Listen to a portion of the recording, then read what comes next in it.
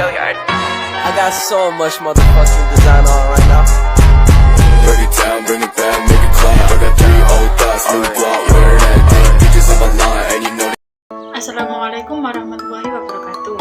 Saya Maulina Firda Utami dari kelas 12 MIPA 2 akan menjelaskan tentang pembentukan komunitas ASEAN.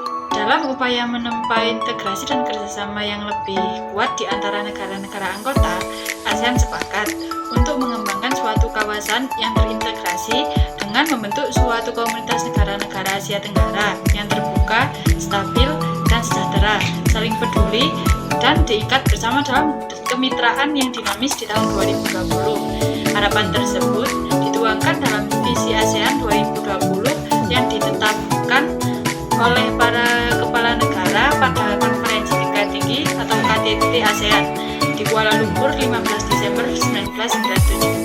Komunitas ASEAN terdiri atas 3 pilar, yaitu Komunitas Politik Keamanan ASEAN, Komunitas Ekonomi ASEAN, dan Komunitas Sosial Budaya ASEAN.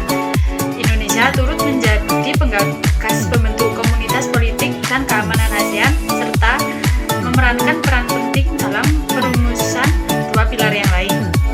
Pada KTT ke-10 di Laos pada 2004, konsep komunitas ASEAN mengalami kemajuan dengan disetujuinya 2 rencana aksi untuk masing-masing pilar yang merupakan program jangka panjang untuk merealisasikan pembentukan komunitas ASEAN.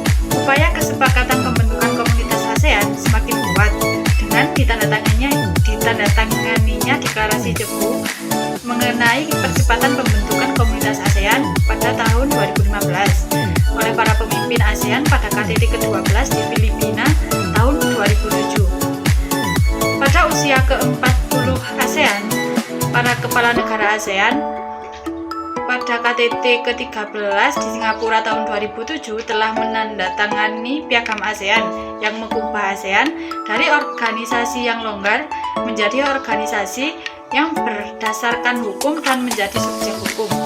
Piagam ASEAN itu mulai diberlakukan pada tanggal 15 Desember 2008 setelah semua negara ASEAN menyampaikan sertifikasi pada Sekretariat Jenderal ASEAN. Peresmian mulai berlakunya program ASEAN tersebut dilakukan oleh Presiden RI Susilo Bambang Yudhoyono di Sekretariat ASEAN.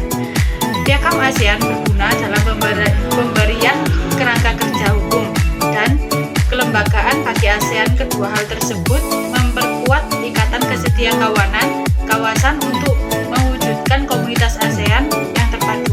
Dalam Piagam ASEAN tersebut tercantum ketetapan ASEAN untuk membentuk komunitas ASEAN tahun 2015. Komunitas ASEAN tersebut terdiri atas 3 pilar, yaitu Komunitas Politik Keamanan ASEAN, Komunitas Ekonomi ASEAN, dan Komunitas Sosial Budaya ASEAN.